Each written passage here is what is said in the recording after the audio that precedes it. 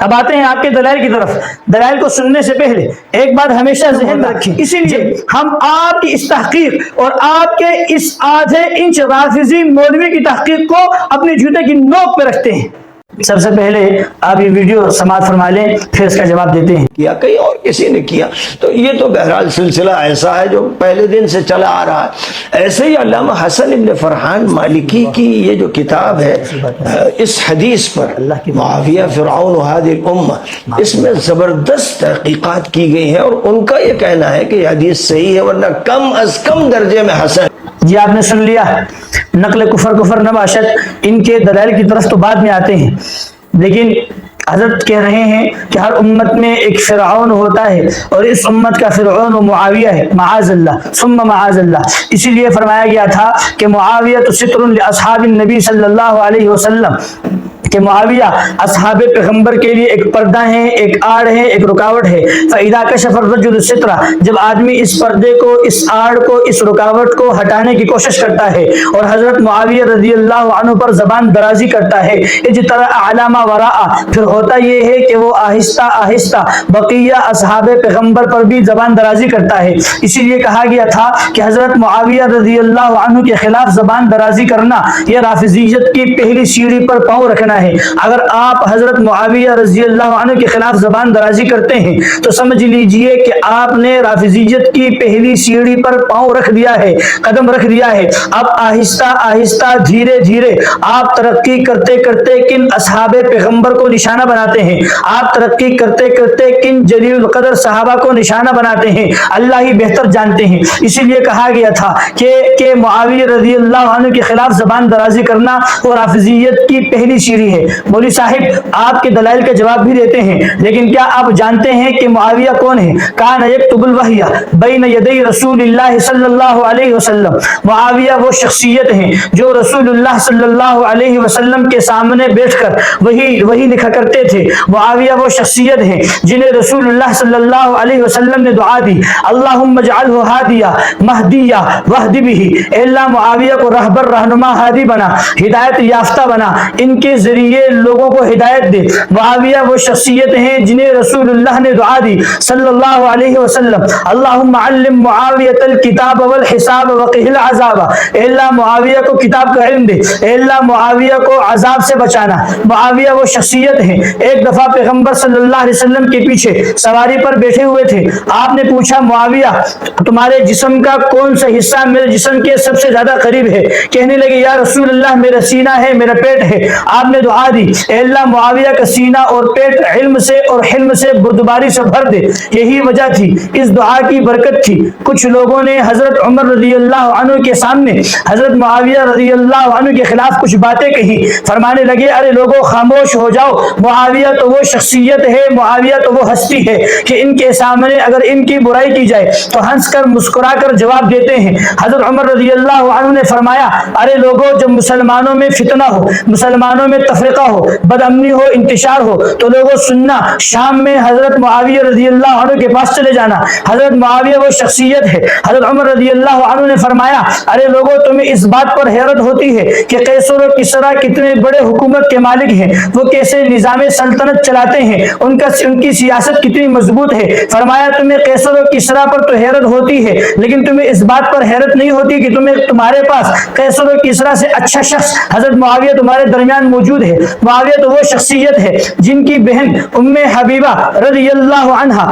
آپ صلی اللہ علیہ وسلم کے نکاح میں آئیں، وازواجہ امہاتہم کے تحت ام حبیبہ ہماری ماں ہے، اس میں کوئی شک نہیں۔ جب ام حبیبہ رضی اللہ عنہا ہماری ماں ہے تو حضرت معاویہ رضی اللہ عنہ ہمارے ماموں ہیں، اس لیے کہ وہ ہماری ماں کے بھائی ہیں، وہ ہمارے ماموں ہیں۔ اسی لیے آج تک علماء نے، محدثین نے، مفسرین نے، فقہاء نے حضرت معاویہ رضی اللہ عنہ کی صفات میں جہاں باقی صفات لکھی ہیں وہاں یہ بھی لکھا ہے کہ معاویہ خال المؤمنین ہیں، یہ مسلمانوں کے ماموں ہیں۔ ارے مولوی صاحب تاریخ کے اوراق کو جانچنے سے پہلے، پلٹنے سے پہلے آپ یہ بھی تو دیکھ لیتے کہ معاویہ رضی اللہ عنہ کے پاس اگر کوئی بھی فضیلت نہ ہوتی تو سب سے بڑی فضیلت صحابیت ہے. شرف صحابیت ایسی چیز ہے اگر دنیا کے سارے بزرگ اولیاء، اتقیاء، صوفیاء، شہداء جمع ہو جائیں تو صحابی کے ناک، گھوڑے کے ناک میں جو گرد و غبار ہے اس کے برابر بھی کوئی نہیں. عبداللہ بن مبارک رضی اللہ رحمہ اللہ سے پوچھا گیا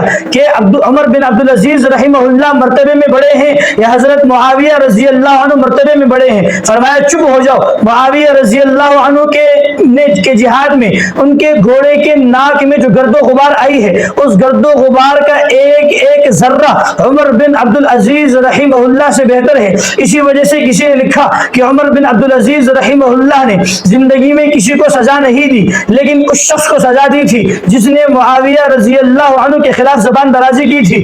ارے مولوی صاحب، معاویہ رضی اللہ عنہ کو جانتے بھی ہیں جو آدمی کاتب وحی ہو، جس آدمی کو رسول اللہ صلی اللہ علیہ وسلم نے دعائیں دی ہو، جس آدمی کو رسول اللہ صلی اللہ علیہ وسلم نے علم کی دعا دی ہو، عذاب سے بچنے کی دعا دی ہو، جس آدمی کو رسول اللہ صلی اللہ علیہ وسلم نے بردباری کی دعا دی ہو، جس آدمی کے بارے میں تمام امت متفق ہو ان کی سیاست پر، آپ اس آدمی کے بارے میں کہتے ہیں معاذ اللہ ثم معاذ اللہ کہ وہ اس امت کا فرعون ہے. اب آتے ہیں آپ کے دلائل کی طرف. دلائل کو سننے سے پہلے ایک بات ہمیشہ ذہن میں رکھیں، جب بھی کوئی باطل اسلام پر حملہ کرتا ہے، اسلام کے مقدس شخصیات پر حملہ کرتا ہے تو ہمیشہ اس کی چال یہ ہوتی ہے کہ وہ سند پڑھنے کی کوشش نہیں کرتا.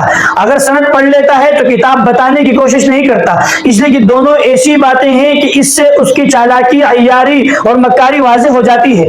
آپ اس موصوف کی پوری ویڈیو سن لیں. پوری ویڈیو میں موصوف نے جہاں جہاں کوئی بات کی ہے تو حوالہ دیا ہے، کتاب کا نام لیا ہے اور صفحہ تک بتایا ہے. لیکن جب بات آئی حضرت معاویہ رضی اللہ عنہ کی اور یہ روایت اس نے پڑھی جو من گھڑت ہے کہ ہر امت میں فرعون ہوتا ہے اور میری امت کا فرعون معاویہ ہے، حضرت نے سند تو چھوڑیں، کتاب کا نام تک گوارا نہیں کیا. صفحہ تو چھوڑیں، کتاب کا نام لینا تک گوارا نہیں کیا. اس لیے کہ ان کے علم میں ہے کہ اگر کتاب کا نام لوں گا، سند لوں گا تو میری مکاری، چالاکی، عیاری پکڑی جائے گی. جب چالاکی پکڑی گئی تو میری دکان چلنے والی نہیں ہے. اب آتے ہیں ان کے سند پر بات کرتے ہیں. دو روایتیں ہیں. ایک روایت کا راوی ہے عبداللہ ابن عمر رضی اللہ عنہ، ایک روایت کے راوی ہے ابو ذر رضی اللہ عنہ. پہلی روایت میں مہنا کہتے ہیں میں ان دو شخصیات، ان دو ہستیوں کے پاس آیا، امام احمد بن حنبل اور یحییٰ بن معین رحمہم اللہ. میں ان کے پاس آیا، یہ دونوں تعارف کی محتاج نہیں ہیں. میں نے ان سے کہا کہ ایک روایت میں نے سنی ہے، میں آپ سے تصدیق کروا رہا ہوں. روایت یہ ہے کہ عبد المجید بن ابی رواد نے نقل کیا ہے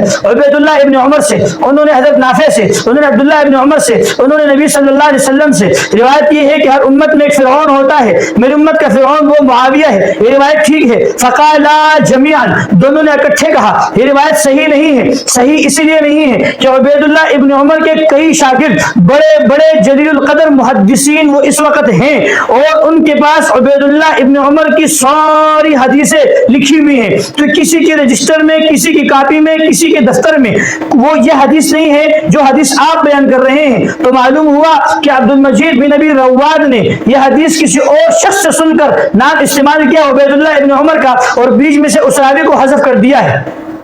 تو فرمایا کہ ان عبید اللہ ابن عمر کے سارے راوی زندہ ہیں اور ان کے سارے شاگرد زندہ ہیں. شاگردوں کے پاس اپنے استاذ کی لکھی ہوئی ساری احادیث ہیں. اب پتہ نہیں یہ آدمی کہاں سے آیا اور اس نے ایسی حدیث گھڑ لی جو کسی کے پاس لکھی ہوئی نہیں ہے. فرمایا یہی وجہ ہے کہ انہوں نے حدیث سنی کسی اور سے اور ان کو بیچ میں سے حذف کر دیا. اب عبد المجید بن ابی رواد ہے کون؟ ان کے بارے میں لکھے مرجی تھے، ان کا عقیدہ خراب تھا، بدعتی تھے اور ایسے بدعتی تھے کہ لوگوں کو اپنی بدعت کی طرف بلاتے بھی تھے. مطلب زال بھی تھے، مزل بھی تھے، گمراہ بھی تھے اور لوگوں کو گمراہ کرتے بھی تھے. ایک اور وجہ دیکھو، حدیث کے راوی ہیں عبداللہ ابن عمر رضی اللہ عنہ. نقل کفر نہ باشد. عبداللہ ابن عمر نے آپ صلی اللہ علیہ وسلم سے روایت کی ہے کہ ہر امت میں فرعون ہوتا ہے اور میری امت کا فرعون معاویہ ہے. معاذ اللہ، ایک بات اللہ کی پناہ اس بات سے. اب حضرت عمر رضی اللہ عنہ کے زمانے میں حضرت معاویہ رضی اللہ عنہ شام کے کچھ حصوں کے گورنر رہے ہیں. تو حضرت عبداللہ ابن عمر نے کیوں نہیں بتایا اپنے والد صاحب کو کہ معاویہ تو اس امت کے فرعون ہیں؟ پھر حضرت عثمان رضی اللہ عنہ کے زمانے میں پورے ملک شام کے گورنر رہے ہیں حضرت معاویہ رضی اللہ عنہ. اس وقت بھی حضرت عبداللہ ابن عمر نے روایت بیان نہیں کی. پھر اس کے بعد جنگیں ہوئی حضرت معاویہ اور حضرت علی رضی اللہ عنہ کے درمیان. اس وقت بھی حضرت عبداللہ بن عمر نے روایت بیان نہیں کی. پھر اس کے بعد حضرت علی رضی اللہ عنہ شہید ہوئے. شہادت کے بعد حضرت حسن رضی اللہ عنہ نے حضرت معاویہ رضی اللہ عنہ کے ہاتھ پر بیعت کی, اس وقت بھی انہوں نے روایت بیان نہیں کی. پھر اس کے بعد حضرت معاویہ رضی اللہ تعالیٰ عنہ تقریباً 20 سال تک مسلمانوں کے خلیفہ رہے, حکمران رہے, امیر رہے. اس وقت بھی حضرت عبداللہ ابن عمر رضی اللہ عنہ نے روایت بیان نہیں کی. نہ جانے بعد میں روایت کہاں سے آئی اور روایت گھر کے سامنے آ گئی کہ ہر امت میں فرعون ہوتا ہے اور میری امت کا فرعون معاویہ ہے معاذ اللہ. یہ ہے اس سند کی حقیقت. دوسری سند یہ ہے کہ ابو عوانہ نقل کرتے ہیں اعمش سے, اعمش نقل کرتے ہیں حکیم بن جبیر سے, وہ ابراہیم سے, وہ اپنے والد سے, وہ ابو ذر سے, وہ رسول اللہ صلی اللہ علیہ وسلم سے. اس روایت میں جو یہ راوی ہیں, ان راوی کے بارے میں ہے سخت قسم کے شیعہ تھے, رافضی تھے, غالی شیعہ تھے, صحابہ کو معاذ اللہ برا بھلا کہتے تھے. تو جب آپ کی روایت میں ایسا شخص ہے تو یہ شخص اس قابل ہے کہ اس سے روایت دی جائے. یہ ہے آپ کے دونوں روایتوں کی حقیقت. اسی لیے تو آپ نے سند نہیں پڑھی, اسی لیے تو آپ نے ان کتابوں کا نام نہیں لیا جن کتابوں میں یہ روایت ہے. تو مولوی صاحب اپنے سے 1.5 انچ بڑے رافضی کے رسالے سے روایت لینے کی بجائے آپ تاریخ کے اوراق کو گرداننے اور پلٹنے کی بجائے اگر قرآن کی طرف رجوع کرتے تو آپ کو صحابہ کا مقام معلوم ہوتا. اسی لیے ہم آپ کی اس تحقیق اور آپ کے اس 0.5 انچ رافضی مولوی کی تحقیق کو اپنے جوتے کی نوک پہ رکھتے ہیں.